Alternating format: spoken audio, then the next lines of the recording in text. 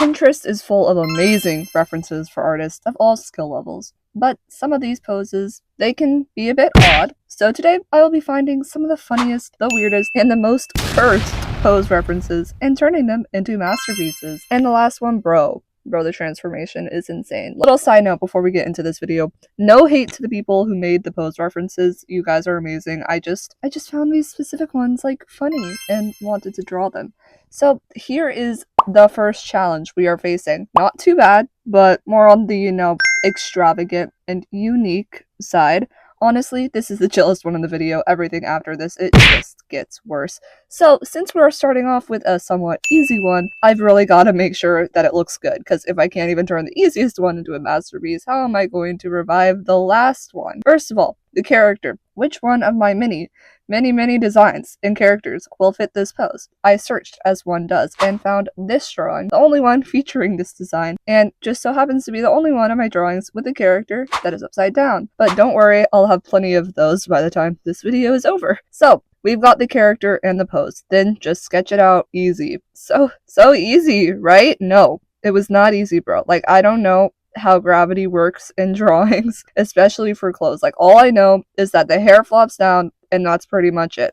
Like, the clothes were a huge guessing game for this one, and it was not easy. And since I don't know how the clothes were supposed to work when choosing the character, I ended up having to change her design a bit. Instead of like just one baggy tee, which would not have worked out well for her in this drawing, I added a cami top underneath, which I normally do when I need to fix problems such as those, and it worked out. Well, it at least fixed that problem.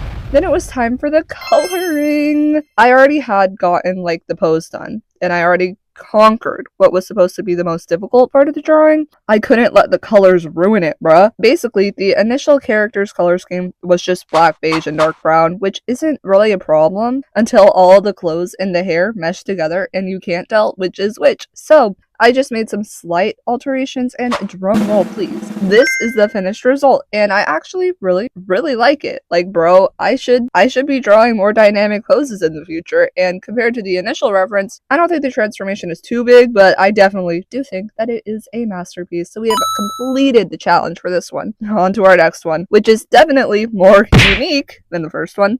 This pose reference. Yeah, it's someone that just flopped flat onto their face, so of course I was immediately struck by it when scrolling through Pinterest. But guys, I know what you're thinking. This pose isn't terrible. You want the most cursed thing that I can find on Pinterest, and I agree, but come on, just like one more funny one. Come on, like, I just want one more. So trust me, you will be completely fulfilled with the next two. So for this character, I instantly knew that it needed to be Winx. Like, I don't know if any of you know who the freak that is, but it's basically just the character that I have made up and have actually been drawing a lot lately. She has lore. Don't know if any of you know the lore. She's on Artfight, so if you want to know, just look there. But I would say that it fits her vibe pretty nicely, and I can add some cool aspect with her cape as well. let me tell you something. The anatomy. Oh my goodness, it was so difficult to get down. Like, I already don't know how anatomy works with perspective. Why would I know how to draw this? Like, it's very easy to say that the initial sketch was the hardest part of this drawing, but it was for a few reasons. First of all, the anatomy, as mentioned before, it's difficult. Then actually making the pose look like she just fell off her broom and skidded to a stop. Like, see, the initial reference is of a model or a dancer or something, so like it didn't really look realistic, or like, no, like that she fell flat on her face. So I played around with the liquify tool a bit, exaggerated some things here and there, struggled way too much with the hands, and then I had the line art done. Let's go. Then the colors, let's just say I successfully attained those saturated colors that I love so much, and even though I normally draw Winx with a dark background, I think the light blue background really made her colors pop out, and here is the finished drawing. I actually liked it so much that I made it the wallpaper to my phone, which is surprisingly going to be a common occurrence in this video, bro. I don't know why. Now for the next one. It's actually so cursed, but here it is. Like, bro, what is that? What is that? Like, in what scenario would you draw something like that? Like, my brothers. Why? No, it's like, what? It's so scary, bro. But I gotta push through. This one is one of the most difficult so far. So that means I've just gotta try extra hard to make it into a masterpiece. And going into it, I wasn't even sure where to begin, or if I actually, could make it look okay. But just like the others, I needed a character to draw, so I began looking through all of my character designs to try to find one that fits this vibe. But as we know, like, I have plenty of character designs. But bro, I had to go back like over a year because I normally stick to like cute designs or aesthetic characters, not like sneaky freaking scary girly pops. But this was like one of my first digital art pieces, so that's why it looks so scary. But as you know, this looks scary. The pose looks scary. So they were made for each other. And I wish finding a character for this was the hardest part. I wish, but it was not. Again, it was the anatomy and posing. Like, who could have guessed that? Not the premise of this entire video. Who could have thought? But I had to push through that and, you know, try my best to acquire the creepiness of the reference, which didn't turn out terribly. And bro, oh my goodness, I got the hand so quick. Let's go. Like, it didn't take me 20 tries this time, guys.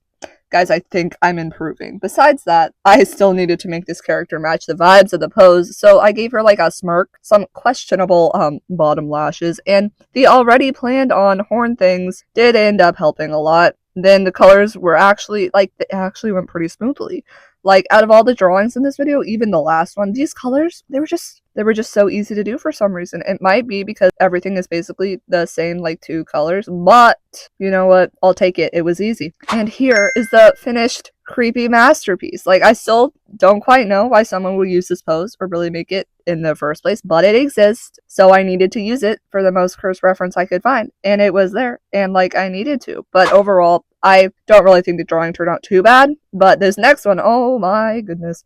If you haven't been able to tell much of a transformation, like with the reference and the final piece with the ones before bro, you're gonna be shocked with this one. So, I found this pose very early on in my pose search, and I tried my absolute best to avoid using it because, how in the world could I make this look good? But you know what? After much deliberation, I finally came to terms with the fact that this is the challenge of the video. Like, it's the entire freaking purpose of the video. So I need to own up to the challenges that I set for myself. And if any of these poses were going to be the last and most difficult of the video, it needed to be this. So I took on the challenge, and I'm actually so happy I did because that final drawing it's honestly amazing. So as with all my other drawings, I needed to find a character that fit into this vibe or aesthetic or whatever you want to call that. But I needed to make it a bit different this time. See, at the time I drew this, I had just come back from watching the Amazing Digital Circus finale in theaters. So if you're a fan and you haven't watched it, be warned. There are major spoilers in the rest of this video. So yeah, I immediately knew that I just needed to make Jax and Pomni. Like, that's the only way that this video would feel complete. Like, I needed to have them in it somewhat, so why not make them my final and most difficult drawing? Also, like, Jax just died, bro. How else do you expect me to mourn this loss? Like, I need to draw him an unhealthy amount of times. It's the only way. Like, it's the only way. But at least Kane is back. Like, that's a positive, right? But other than the fact that Jax is dead, let's focus on the drawing. Okay, so this isn't the most difficult only because of the cursed aesthetic, but it's also 2 people, which means twice the time spent on it, twice the difficult anatomy, and twice the rendering. So instantly, I changed up the poses a bit because, come on, this was just way too stiff. Like, there ain't no way. So, with that little tweak, I honestly think I made everything look a whole lot better. And then I actually needed to draw the characters. And, like, they have designs, but I wanted to make them, like, humans. So I kind of just did, like, based on their circus designs. And I know that we see their human selves in the last act. But I just wanted to do what I wanted to do. So I did not base the designs off that. Stop hating. So, just off of what I thought fit them. Okay, we're all good. We're all good. Okay. Also, for this last one, I added somewhat of a background. Oh my goodness, that's insane. But it's like abstracted eyes because Jack's freaking abstracted off screen. Like, what do you mean, bro? But it's okay. I'm mourning. And because you know I'm mourning, I may have went a little tad bit like extra try hard on this one. So here is the final product. And yes, it's a masterpiece. Nobody can convince me otherwise. The transformation from the initial pose here is insane. Like, guys, come on, really. And because I liked it so much, I made it the wallpaper for my iPad. For mourning, for the Amazing Digital Circus, and for Funnybunny, and like Jax, like all the reasons, of course. Like, don't judge. Overall, I'm very happy I did this challenge because I really think I just need to draw more dynamic poses, guys. Like, when I say I like these drawings, I mean it. Like, I literally made them the wallpaper for my phone and my iPad. But it was also just pretty fun trying to make something that, like, wasn't supposed to look amazing, but, like, make it look a little better. And I'm curious, guys, which one was your favorite pose? Let me know in the comments. And now, time for my favorite part of the video, the amazing outro. Here we do a few things. First of all, if any of you have no clue what to draw and don't want to scroll on Pinterest, the weekly challenge is for you to draw your favorite character or your OC in this pose and try to make it look cool. So if you do this, then be sure to post it in my community or tag me because I would love to see all of the amazing art. And here's your weekly reminder to not use AI. Got it? Good. Then a weekly writing update because I'm writing a book if you haven't heard that. So I'm currently starting to rewrite/edit chapter 22 and I'm at like 37,000 words. Now, if you like the video, be sure to like and subscribe. And it really helps me out. And I'm sure you will absolutely love the video on the screen right here. So I'll just see you there. And I hope you have an amazing rest of your day.